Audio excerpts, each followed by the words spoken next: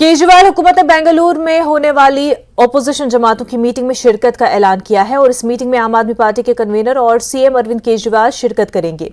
ये फैसला मरकजी हुकूमत के ऑर्डिनेंस के खिलाफ कांग्रेस की हिमायत हासिल करने के बाद लिया गया और ये जानकारी आम आदमी पार्टी के राज्यसभा मेंबर पार्लियामेंट राघव चड्ढा ने एक प्रेस कॉन्फ्रेंस में दी। इस मौके पर रघु चड्ढा ने कहा कि आम आदमी पार्टी के बड़े लीडर ओपोजिशन पार्टियों की मीटिंग में शिरकत के लिए बेंगलुरु जाएंगे। उन्होंने बताया कि पार्टी की सियासी अमूर की कमेटी में यह फैसला लिया गया है। अरविंद केजरीवाल, भगवत मान और संजय सिंह इजलास में शिरकत के लिए पीर की शाम बेंगलुरु जाएंगे। वाज़ेह रहे कि बेंगलुरु में 17 और 18 जुलाई को एक मीटिंग होने वाली है जिसमें आइंदा लोकसभा इंतखाबात के लिए एनडीए के खिलाफ ओपोजिशन जमातों के इत्तेहाद पर फैसला लिया जाएगा।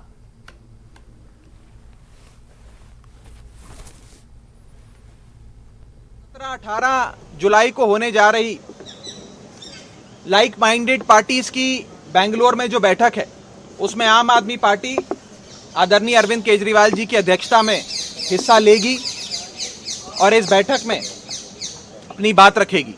इन तमाम पार्टियों के समर्थन से मुझे लगता है कि इस देश भर में अब ये स्पष्ट हो गया है कि जो राष्ट्र विरोधी, देश विरोधी शख्स है वो इस अध्यादेश के पक्ष में खड़ा होगा और हर वो शख्स जो देश से प्यार करता है, देश के लोकतंत्र से प्यार करता है, वो इस देश के हितैषी होते हुए इस काले अध्यादेश के खिलाफ अपना वोट देगा, अपनी आवाज बुलंद करेगा और हमें पूरी उम्मीद है।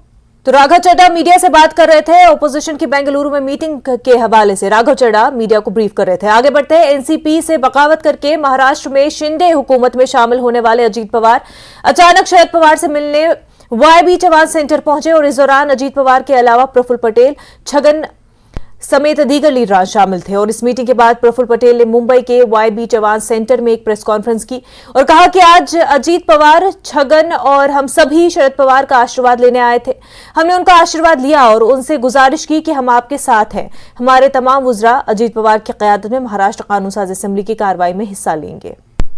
बिना पवार साहब को सूचित किए हुए यहाँ पहुंचे आदरणीय शरद पवार साहब के हम सब लोगों ने प्रणाम करते हुए आशीर्वाद उनसे मांगे और उनसे विनती भी की कि उन्होंने हम सब लोगों की जो एक इच्छा है कि राष्ट्रवादी कांग्रेस पार्टी एक साथ रहे और मजबूती से आगे काम करे, इसके लिए हमने विनती की और साहब को ये भी कहा कि आप इस दिशा में अवश्य विचार करें।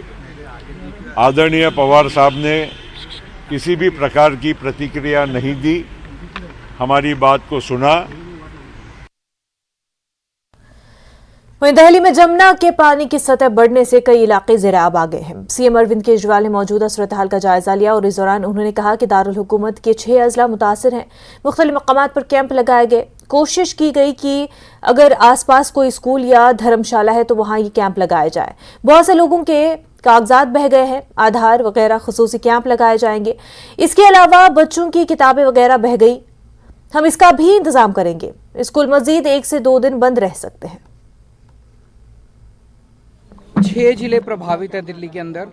इन 6 जिलों में अलग अलग जगहों पे रिलीफ कैंप्स लगाए हुए हैं और कोशिश ये की गई है कि अगर पास में कोई स्कूल या धर्मशाला है तो वहाँ पे रिलीफ कैंप्स लगाए हैं ताकि टॉयलेट्स का, पानी का वहाँ पे अंदर इंतज़ाम हो सके। अभी हम लोग यहाँ एक स्कूल में खड़े हैं जहाँ पे अंदर एक रिलीफ कैंप लगाया गया है। तो यमुना बाज़ार जो जहाँ पे पानी घुस गया वहाँ के कई सारे लोग यहाँ आए हुए हैं। तो पानी घुस जाने की वजह से बता रहे हैं पानी अचानक आया था और घरों में घुस गया और काफ़ी सामान बह गया लोगों का। तो एक तो कईयों के कागज़ बह गए, आधार कार्ड था, ये था, वो था, वो तो स्पेशल कैंप्स लगवा देंगे इसके बाद लोगों के उसके लिए। बच्चे की किताबें वगैरह बह गई, बच्चों की ड्रेसेस बह गई, उसका भी हम लोग इंतज़ाम कर देंगे कि उनको दोबारा किताबें और ड्रेसेस दे दी जाएगी। और मैं उम्मीद वहाँ पे उस एरिया के अंदर कीचड़ बहुत ज़्यादा है तो मिट्टी डलवा के उसको कीचड़ को ताकि वो ड्राई हो सके।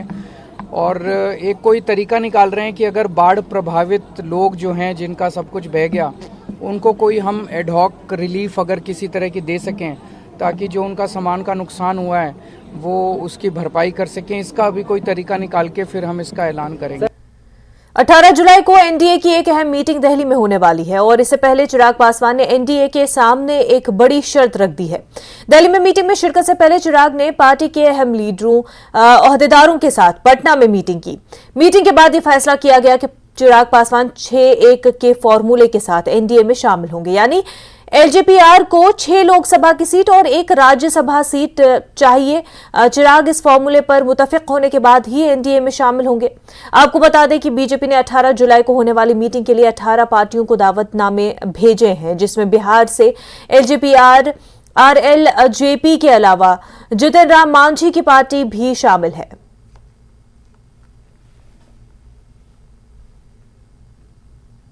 ये हमारा परंपरागत सीट है 6 और 1। हमारे नेता पद्म भूषण देश के दूसरा अम्बेडकर आदरणीय रामविलास पासवान जी का ये सीट था जिसको दे दिया गया। तो हमको राज्यसभा भी चाहिए और 6 सीट चाहिए हमको, और हम ऐसे नहीं मांगते हैं, हमारा ये आधार बनता है।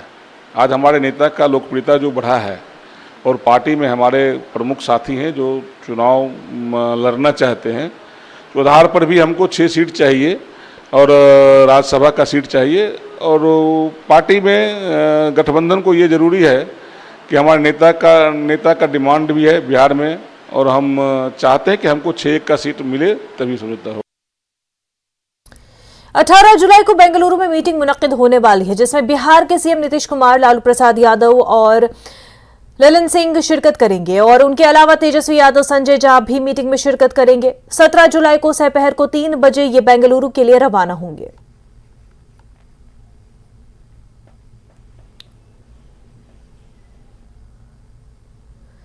वहीं बेंगलुरु में होने वाली मीटिंग के बारे में बिहार हुकूमत के वजीर खजाना विजय चौधरी ने कहा कि सीट शेयरिंग पर भी बात हो सकती है। इसके अलावा मीटिंगें होंगी जिसमें लोकसभा की हिकमत अमली इंतखाबात का फैसला किया जाएगा।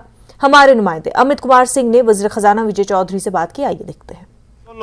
विजय चौधरी हमारे साथ मौजूद हैं। विजय चौधरी जी, विपक्षी दलों की बैठक होने जा रही है बेंगलोर में, किस तरह की तैयारी? इसमें तैयारी वहाँ बेंगलोर में न हो रही है, यहाँ क्या तैयारी होगी? बिहार से कौन कौन लोग जा रहे हैं? लालू जी, नीतीश, जो पिछली मीटिंग में थे वो सब जा रहे हैं, जो पिछली मीटिंग में थे सब लोग जा रहे हैं। कहा जा रहा है कि पिछले बार जितने लोग आए थे बिहार, उससे अधिक पार्टी वहां पे शामिल होगी। ये तो विपक्षी एकता की ताकत बढ़ रही है, इसकी लोकप्रियता बढ़ रही है, इसकी मांग बढ़ रही है, ये उसी की निशानी है। जो आप लोगों की बैठक की थी पहले से घोषित थी, अब एनडीए भी जो है 18 तारीख को बैठक कर रही है। क्या लगता है आपकी नीति को देखते हुए वो भी अपनी रणनीति तय करना चाहते हैं? इससे लगना क्या है, ये तो स्वाभाविक है। अभी और भी बैठकें होंगी, वो भी करेंगे, ये तो स्वाभाविक बात है। सीट शेयरिंग की भी बात शरद पवार ने कही थी कि अगली बैठक में सीट शेयरिंग से लेकर तमाम चीजों पर हम लोग बात करेंगे। तो क्या लगभग तय होगी अगली बैठक में कि दस्ता दिशा क्या होगा, नेतृत्व कौन करेगा, सभी चीजों को लेकर के मंथन होगी? सीट शेयरिंग पर बात होना ये तो स्वाभाविक प्रक्रिया है ना।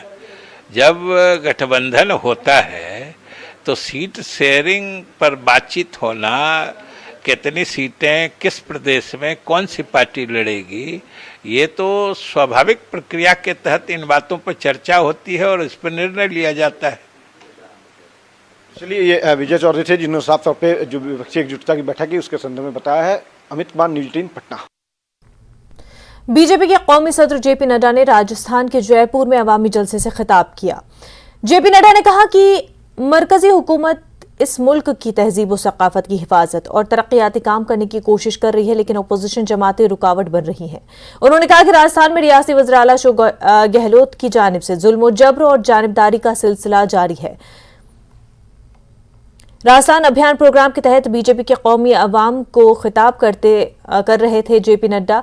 उन्होंने अपने खिताब के दौरान अपोजिशन जमातों पर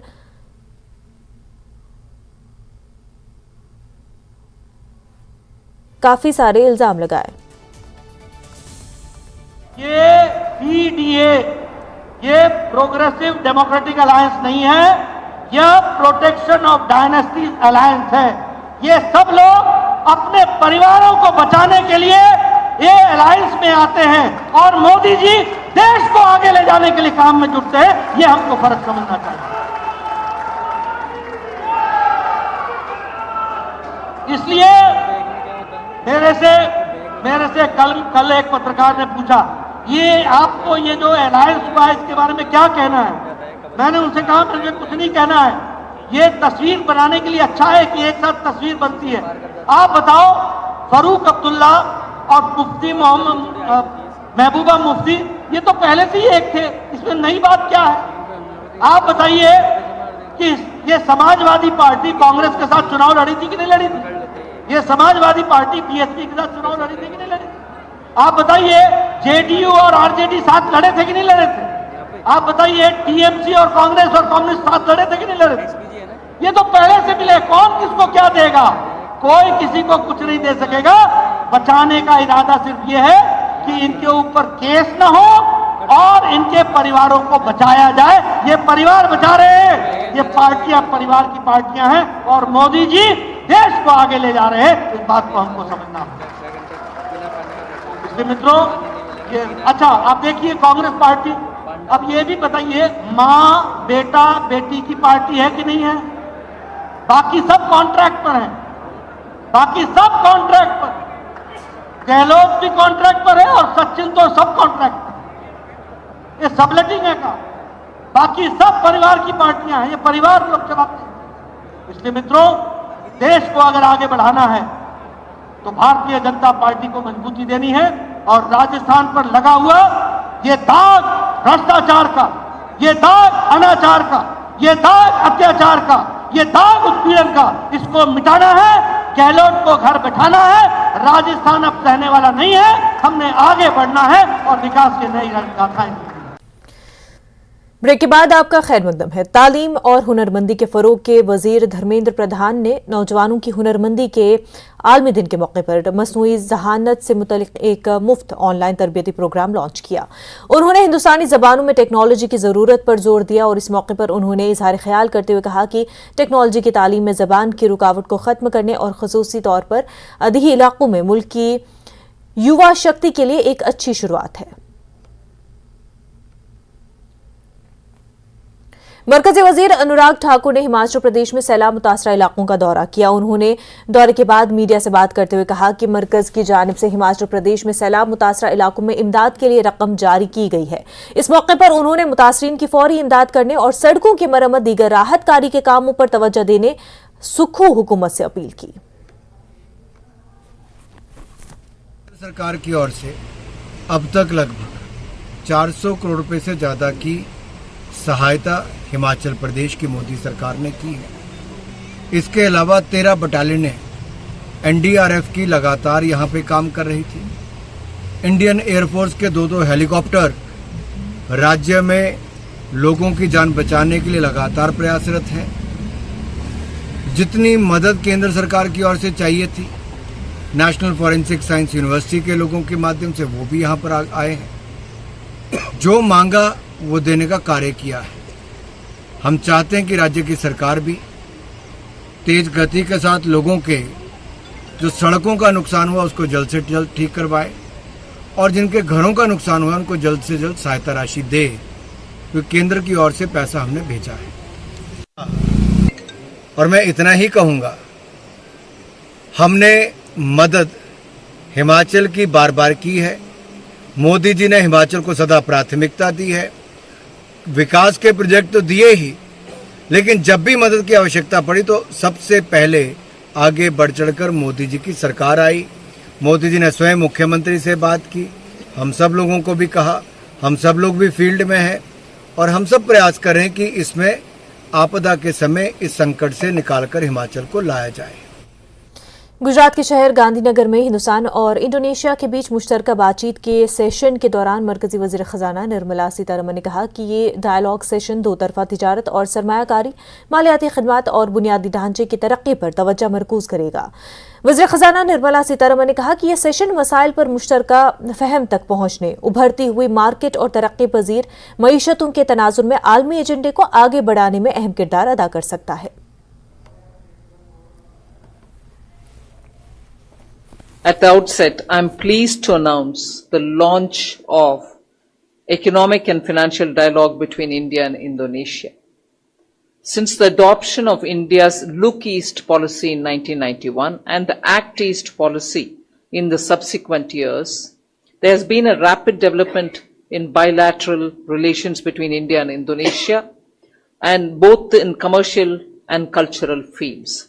Indonesia has emerged as India's largest trading partner in the ASEAN region. Our trade has increased eightfold since 2005, and it has touched $38 billion in the last year. In this background, therefore, we view this dialogue as an enabler for further deepening our partnership. We will be discussing issues on common interest that are mutually beneficial in enhancing our relationship with Indonesia. The areas of cooperation will include bilateral investment, financial services, and infrastructure development, among others. For instance, India has developed expertise in digital public infrastructure.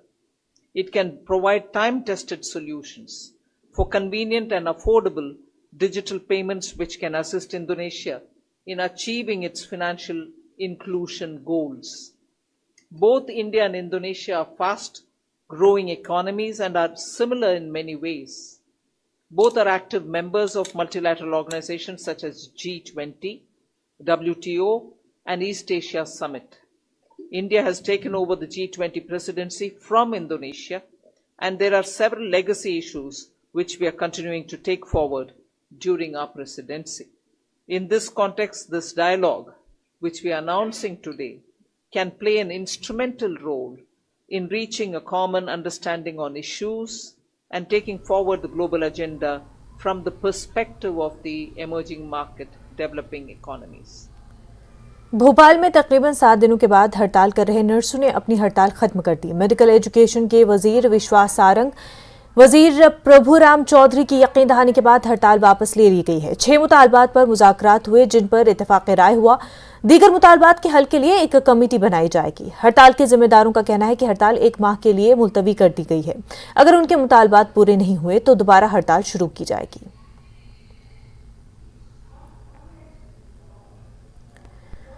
Seema Haider case मामले में सिंध के शहर कुंदकोट में डाकुओं ने हिंदू बरादरी के घर पर रॉकेट लॉन्चर्स और जदीद हथियारों से हमला करने का दावा किया।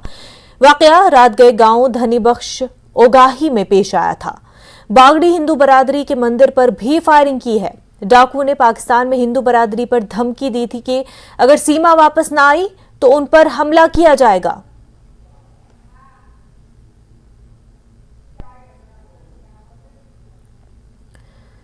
मुल्क भर में सब्जी की महंगाई आसमान को छू रही है। कानपुर के किदवाई नगर थाना इलाके के तहत मार्बल मार्केट में महंगी सब्जी के खिलाफ समाजवादी पार्टी के कारकुनों ने शदीद एहतजाज किया। सब्जी महंगी होने के खिलाफ खवातीन ने भिंडी और मिर्चों के हार बनाकर गले में पहनकर एहतजाज किया। कारकुनों ने हुकूमत के खिलाफ शदीद नारेबाजी भी की। समाजवादी पार्टी के जिला सदर फजल महमूद ने बताया कि समाजवादी पार्टी के लोग आवाम की आवाज बुलंद करने सड़क पर निकल आए हैं, लेकिन पुलिस ने कारकुनों ने उन्हें एहतजाज करने से रोक दिया। उन्होंने बताया कि जैसे ही खवातीन और मर्द कारकुनों ने किदवाई नगर मार्बल मार्केट से एहतजाज शुरू किया तो पुलिस ने उन्हें रोकना शुरू कर दिया। कर रहा हूँ 1 सप्ताह के अंदर बिजली और ये सब्जी की समस्या को लेकर कानपुर के हर चौराहों पर धरना प्रदर्शन हम लोग करेंगे, हमारे समाजवादी साथी करेंगे। आज हम लोगों ने सब्जी बेचने जा रहे थे, सब्जी छीनने नहीं जा रहे थे, लेकिन प्रशासन ने हमको रोका बेचने के लिए और धक्का मुक्की करी। हम शांत हैं। मेंढर सब डिवीजन के पंचायत सेंट्रल गलहूता की वार्ड नंबर 2 मोहल्ला काजियां में बुनियादी सहूलियात के फकदान की वजह से आम लोगों को शदीद मुश्किलात दरपेश है। वकीलों ने बताया कि इंतजामिया की जानिब से वार्ड नंबर 2 में लोगों को बुनियादी सहूलियात फराहम करने के लिए इस जदीद दौर में भी कोई अमली कदम नहीं उठाए जा रहे हैं। उन्होंने बताया कि पानी की निहायत किल्लत है जिसकी वजह से लोगों को मुश्किलात का सामना है, जबकि बिजली की गैर एलानिया कटौती की वजह से मकीनों की मुश्किलात में इजाफा है और इस इलाके में सड़क की भी खस्ता हालत हो चुकी है।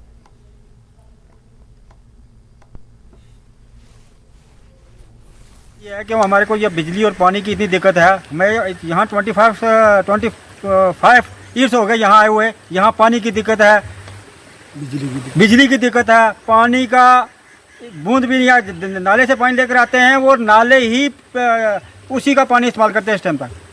कोई पानी का, अभी पीएचई वालों के पास भी जाओ, जिसके पास मर जाओ, वो बोल रहे हैं हमारे पास नहीं है, गंदा पानी है। अब कहाँ किसके पास जाएं हम? ये घर बने हुए कम से कम 20 साल हो गए। इस घर में हमें 20 घरें हैं हमारे यहाँ हमारे पास, तो हमें पानी नहीं है। इतनी दिक्कत है पानी की। पीएचई डिपार्टमेंट बिल्कुल सोया हुआ है। जो मुलाजिम लगे हुए हैं कम से कम 70,000 रुपये पे लेते हैं वो बिल्कुल उनको पे देनी नहीं चाहिए। हमारे डीसी साहब हैं, यासीन चौधरी साहब बहुत अच्छे हैं, हमारे बड़े भाई हैं। हम उनसे रिक्वेस्ट करते हैं कि हमें पानी नहीं है और बिजली की इतनी प्रॉब्लम है। नंबर 1 तो हमें पानी की प्रॉब्लम है, बिजली की भी प्रॉब्लम है, रोड की कंडीशन बहुत ख़राब है। तो हम ये रिक्वेस्ट करते हैं डीसी साहब से कि हमें पानी का इंतज़ाम यहाँ किया जाए। हमें पानी की बहुत प्रॉब्लम है। यहाँ देखो हमारे गारें 20 गारें, सारा पानी ख़राब हो जाता है तो कहाँ से पानी लेके आए। दूसरी चीज़ है कि बिजली की बहुत बड़ी प्रॉब्लम है। हमें बिजली की बहुत दिक्कत होती है। रात को बच्चे पढ़ते हैं, 10-10 घंटे लाइट नहीं आती है, जो आती है सिंगल फेस होती है। हमारे यहाँ ट्रांसफार्मर की प्रॉब्लम है, वो रिक्वायरमेंट भी पूरी की जाए। यहाँ है जब पीछे बरसात होती है तो पूरा पानी रोड में ही आता है। बच्चे स्कूल जाते हैं, उनको भी बहुत बड़ी प्रॉब्लम होती है, हमें खुद दिक्कत होती है। तो इसलिए ये प्रॉब्लम्स हैं कुछ हमारी, तो खुदारा हमारी भी सुनी जाए और हमारी प्रॉब्लम भी ठीक की जाए। शादियों को आसान बनाने, शादियों में फजूल खर्ची खत्म करने के लिए बातें तो बहुत की जाती है, लेकिन इसकी मिसालें बहुत कम देखने को मिलती है। बेंगलुरु में बज़्म शाहीन के सदर अलहुजाज बाबा जी ने आसान शादी की खूबसूरत मिसाल पेश की। बाबा जी ने अपनी बेटी की शादी के मौके पर बेजा रसूमात को ख़त्म करते हुए सुन्नत के मुताबिक शादी की तकरीब मुनक्किद की। मस्जिद में निकाह अमल में आया। निकाह के बाद मेहमानों में चाय और समोसे की मुख्तसर दावत का एहतमाम किया गया। इसके बाद दुल्हन की रुखसती अमल में आई। इस तरह सादगी के साथ एक मिसाली शादी मुनक्किद की गई। दूल्हे के वालिद शाहजमा अब्दुल वाजिद ने कहा कि वो लड़की वालों पर किसी तरह का बोझ डालना नहीं चाहते थे, इसलिए निकाह खानी के बाद दावत तोआम का इंतज़ाम करने से मना किया गया और दूल्हे की तरफ से सिर्फ वलीमे की दावत का एहतमाम किया गया। लोगों के अंदर एक मुस्बित अंदाज में पेश किया जा सके, तो शादी को सीधे साधे सिंपल मस्जिद में निकाह करना और उसको उस सुन्नत को आगे बढ़ाने के लिए मैं सीधे साधे तरीके से मस्जिद में निकाह किया। क्या तरतीब क्या रही आज?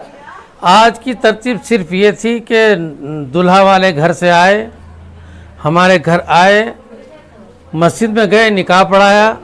आप सब लोगों ने देखा, निकाह पढ़ाने के बाद मस्जिद ही के अंदर चाय पानी जो भी कुछ था, बिस्किट वगैरह का इंतज़ाम, चाय नाश्ता किया और अब घर पर आए हैं। अब लड़की को लेकर वापस जा रहे हैं। जम्मू कश्मीर अपनी पार्टी की जानिब से आज बड़गुंड त्राल में एक अवामी जलसा मुनक्किद किया गया, जिसमें पार्टी के सदर सईद मोहम्मद अल्ताफ बुखारी मेहमान खुसूसी की हैसियत से शामिल हुए। पार्टी के नायब सदर गुलाम हसन मीर और दीगर लीडरान मोहम्मद अशरफ मीर, मोहम्मद रफ़ी मीर, मुंतज़िर महीउद्दीन, अब्दुल मजीद पडरू, जिला सदर गुलाम मोहम्मद मीर, डीडीसी मेंबर मंजूर गनाई और यूथ जिला सदर सईद तजल्ली अंद्राबी इस मौके पर मौजूद रहे। अपने खिताब में अल्ताफ बुखारी ने बताया कि वो सियासत करने त्राल नहीं आए, बल्कि वो लोगों को सिर्फ इस बात की याद दहानी कराने आए हैं कि कश्मीर का मुस्तकबिल भारत के साथ है और ये बात हमें समझ लेनी चाहिए। उन्होंने मजीद कहा कि जेलों में कैद मजहबी उलमा को हुकूमत रिहा करे। गुलाम हसन मीर ने बताया कि अपनी पार्टी अगर बरसरे इक़्तिदार आती है तो वो 300 से 500 यूनिट बिजली मुफ्त फराहम करेंगे। क्या मजहबी लीडर्स जो है वो रिलीज होने चाहिए? अल्लाह के फजल से जरूर। हमारी जद्दोजहद उसी चीज के लिए है। और क्या आप नहीं चाहते? क्या कश्मीर के लोग नहीं चाहते? क्या जम्मू कश्मीर के लोग नहीं चाहते? और हमारी आवाज वही आवाज है जो हमारे लोग चाहते हैं। आने वाला जो इलेक्शन है, लोकसभा का इलेक्शन आने वाला है, क्या अपनी पार्टी अपने कैंडिडेट्स खड़ा करेंगे? देखिए, कोई भी इलेक्शन होगा, हम तो निकले हैं लोगों की नुमाइंदगी के, वो लोगों तक है, वो हम पे कितना भरोसा करेंगे? क्यों? ये एक सच और झूठ की लड़ाई है। एक तरफ से सभी फोर्सेस, पॉलिटिकल फोर्सेस बाकी झूठ बोलने पे निकले हैं, हम एक जमात है जो सच बोलते हैं। देश प्रदेश में फिलहाल इतना ही। आप देखते रहे न्यूज़ 18 जम्मू कश्मीर लद्दाख। हिमाचल।